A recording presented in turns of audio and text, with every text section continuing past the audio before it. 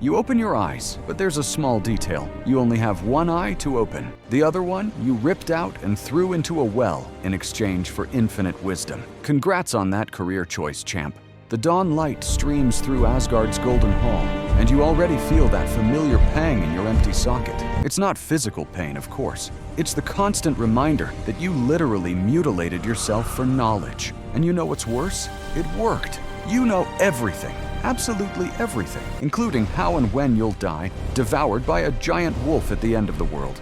If I were you, I would have kept that eye, but whatever. You rise from the throne where you dozed off, because beds are for weak mortals, and Hugin and Munin, your ravens, land on your shoulders. Thought and memory. They've just returned from flying over the 9 realms and start whispering in your ears everything they saw. Everything. Every betrayal.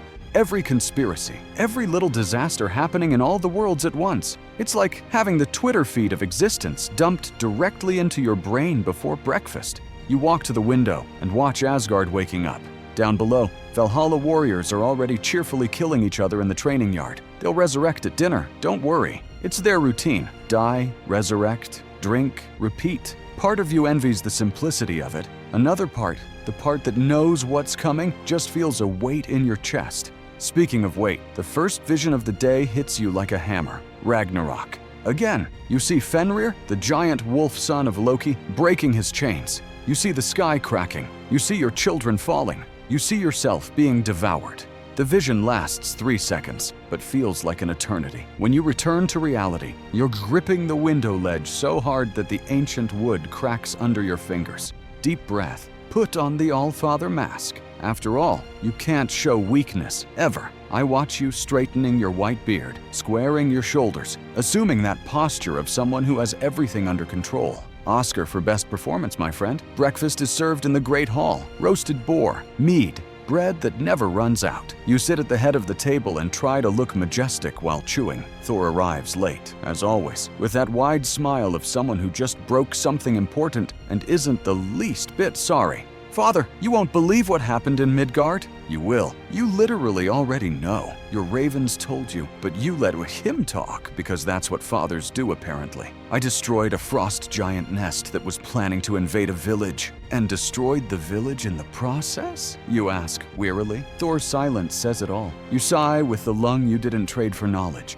Good thing you kept that one. Before you can give sermon number 457 about collateral damage control, Loki appears. Literally appears because he loves dramatic entrances. He's smiling. That's never a good sign. Good morning, All-Father. Sleep well on your uncomfortable throne? You know that tone. It's the, I did something terrible and I'm testing if you've found out yet tone, and you've already found out, because Hugin saw Loki transforming into a mare last week. You don't even want to think about what that's going to produce. Spoiler, it'll produce Sleipnir, your future 8-legged horse. Families, complicated. What did you do, Loki? Me? Nothing much. Just solved that little problem with the giant builders of the walls. You massage your temple with one eye closed. Well, technically you always have one eye closed, but now you've closed the working one too. The price you paid to negotiate with those giants, the promises you made, the marriage you promised to deliver, and Loki solved it his way. I don't want to know the details, you lie. You already know all the details. You just don't want to deal with it before lunch. You get up from the table, grab Gungnir, your spear that never misses its target, and leave the hall. It's time to visit Valhalla. The warriors who died in combat need inspiration, and you need to pretend you're not carrying the weight of 9 worlds on your back. The Hall of the Dead smells of blood, sweat, and glory. Thousands of warriors train, fight, die, and resurrect in an infinite cycle. They see you and shout your name as if you were a god. Well, you are, but the irony isn't lost on you. You give a speech about honor, courage, the final day that's coming. Your voice resonates through the walls, powerful and firm. Nobody notices you're reciting the same words you spoke yesterday and the day before, and for the last 1,000 years. Nobody notices you're tired. Nobody can notice. One of the warriors, a particularly enthusiastic Viking, shouts, "All-Father, when Ragnarok comes, we'll be ready." You smile. It's a sad smile they interpret as pride. You want to say, you won't be, because I've already seen how it ends and you all die. But instead, you raise Gungnir and proclaim, "And we'll fight to our last breath."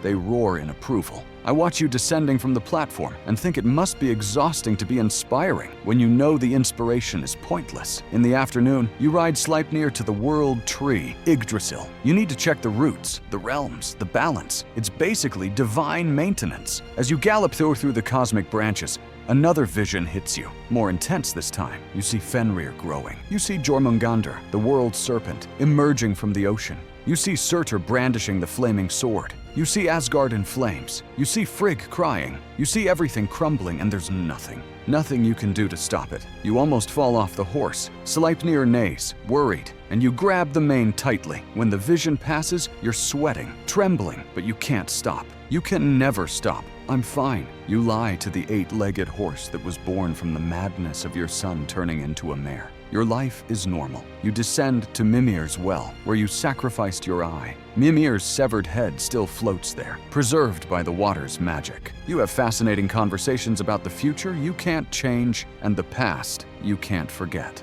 Still having the visions? Asks the head. Getting worse, you admit, because lying to a magical head in a well seems redundant. And still pretending everything's fine? It's part of the job description. Mimir laughs. It's a hollow sound, without a body to give it depth. You paid your eye for wisdom, Odin, not for peace of mind. I realize that every day, you reply, bitterly. You ride back up to Asgard as the sun begins to set. There's a feast tonight, because there's always a feast at night. It's what gods do when they're not warring or preventing the end of the world. The hall is full, loud, alive. Thor is in a drinking contest with the Einherjar. Loki is telling some absurd story that's probably true. Frigg, your wife, touches your shoulder gently, and you almost break down just from that touch. Are you okay? She asks quietly, where no one else can hear. Always, you lie, and she knows it's a lie, but doesn't push. She knows the weight you carry. She has her own burdens of knowledge, her own secrets about fate. You drink mead and pretend to laugh at jokes, pretend to enjoy the food, pretend you didn't just have 3 more Ragnarok visions during dinner.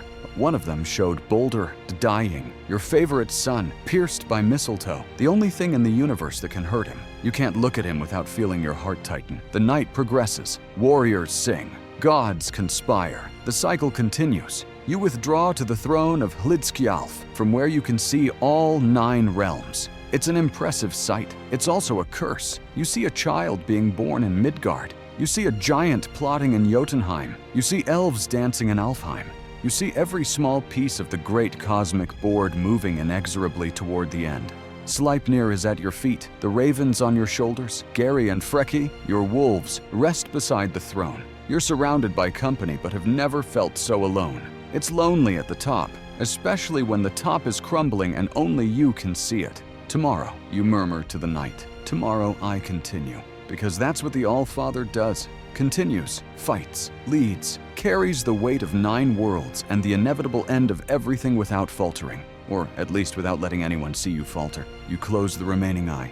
You don't sleep. Because when you sleep, the visions are worse. You just rest. A half state between waking and sleeping where you're still alert for any threat but can give your shoulders a break for a few hours. I end by observing the All-Father dozing on the uncomfortable throne, surrounded by the symbols of his power, carrying the knowledge that destroyed his peace, maintaining the pose of infallibility while the world walks toward chaos. Must be tough being a god, especially when you know exactly when and how you'll stop being one. And tomorrow, it all starts again. The visions, the responsibilities, the disobedient children, the weight of knowledge, the mask of strength. Another day as Odin, All-Father, the god who sacrificed everything for wisdom and now lives with the burden of knowing too much. At least you still have one eye. Could be worse. Actually, it will be worse. You've already seen it. Good luck with that.